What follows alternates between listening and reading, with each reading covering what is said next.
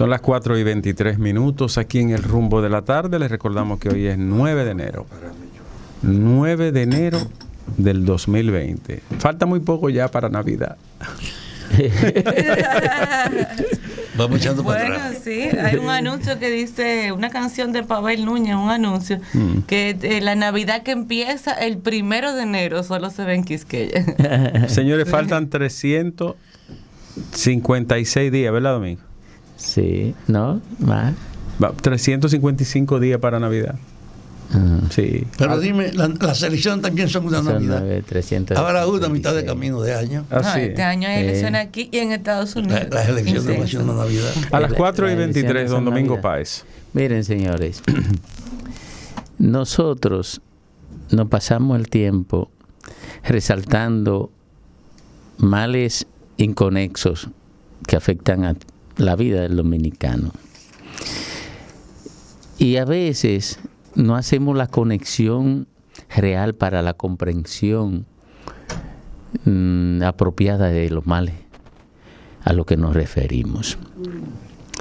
Aquí hay un desorden institucional que garantiza que el Estado sea un propulsor de la inequidad, un propulsor del desconocimiento de la norma, un propulsor de la destrucción de valores esenciales.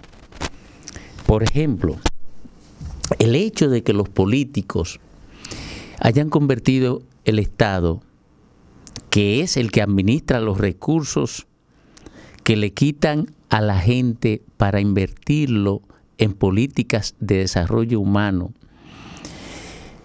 en un espacio para el robo, simple y llanamente en un espacio para el robo de esos mismos recursos, implica que aquí el ser humano que produce la sociedad, que fabrica la sociedad es fabricante del ser humano. Igual como una industria fabrica botellas o vasos o cama o vehículo con unos determinados estándares de calidad. El ser humano que está fabricando la sociedad dominicana cada vez es un peor ser humano. ¿Y por qué es un peor ser humano? Porque el promotor, el que define la política para crear ese ser humano, está arrabalizado, él como tal, como el Estado. Por eso usted ve que un hombre que propicia la destrucción de un parque, de un pulmón medioambiental, se atreve a presentarse como candidato presidencial. En ninguna parte del mundo eso ocurre. Bueno, sí, en algunas partes de Centroamérica y África, pero ya ni en Asia ocurre eso. En Europa ni hablar. En Estados Unidos no se atreve. En Canadá tampoco. En Canadá se impugna un candidato por el hecho de que él en algún momento se haya burlado del color de otra persona. Pero nosotros estamos aquí en el arrabal, aquí allá atrás. Y entonces producimos esos monstruos como el verdugo de Ginesi o el verdugo de la de Cotuí, el hijo de la la dirigente política esta, Emily, o el verdugo de Emily. Producimos toda esa porquería. Y producimos esa porquería y no sabemos ni siquiera, no tenemos una visión clara de cómo abordar ese problema. Porque el ámbito penal, el ámbito que tiene la responsabilidad de sacar ese tipo de gente de la sociedad, se encarga de construir la impunidad. No porque los códigos lo dicen, no, porque se ha prostituido todo el Estado.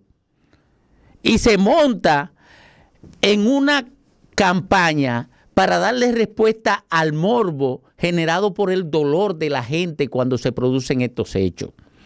La campaña puede llamarse Palabra de Hombre, Ni Una Más, y de otra cosita, y ya ordenamos la persecución de fulano, y hemos sometido a 10 violadores de niños. Eso es lo que sale el Ministerio Público a decir cada vez que se genera un escándalo de este tipo. y responde con eso al morbo, y lo saben. Bueno, asimismo yo concibo el endurecimiento de la pena como una respuesta al morbo. ¿Por qué?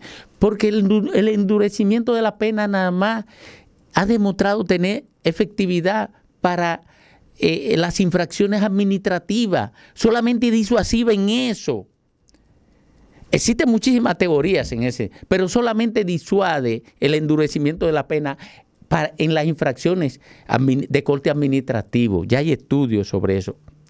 Pero la gente necesita desahogar el dolor que le produce crímenes como eso. Y cuando le dicen, vamos a endurecer la pena, se dan por pagado. Pero no se dan cuenta que la sociedad sigue produciendo ese perpento porque no se ataca el origen del asunto. Y no es que la pena no sean... Son las normas que garantizan la convivencia y que garantizan un régimen de consecuencia para quien se sale del carril social. Eso lo sabemos. Y no tenemos otra alternativa, no hemos descubierto otra cosa. Exacto. Que no la sea inteligencia humana no ha construido otro modelo. Que no sea la sanción. Que no sea la sanción. Eso está bien. Lo que yo no puedo aceptar es que esa sea la solución a un problema que yo sé que no lo va a resolver ese problema. Esa medida. ¿Cuál es el problema? El problema es que la sociedad se nos está desgranando con la indiferencia social frente a eso. No se está invirtiendo en educación y no se está educando al excluido y termina convirtiéndose en esa porquería. No se garantiza construcción de equidad y producimos cada vez más porquería de ese tipo. Y frente a eso es indiferente la clase económicamente pudiente. Los medios de comunicación solamente se montan en el morbo cuando ocurre una situación de esta naturaleza. Y el ámbito político, lo único que le preocupa es saquear. No habrá solución a un problema que no es penal, sino es social.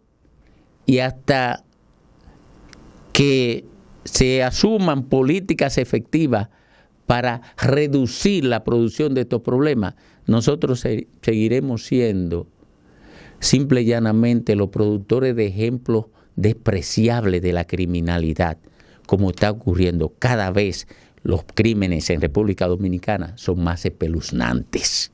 Donde surge la noticia, donde hay más variedad, la propuesta de las tardes que a ti te forma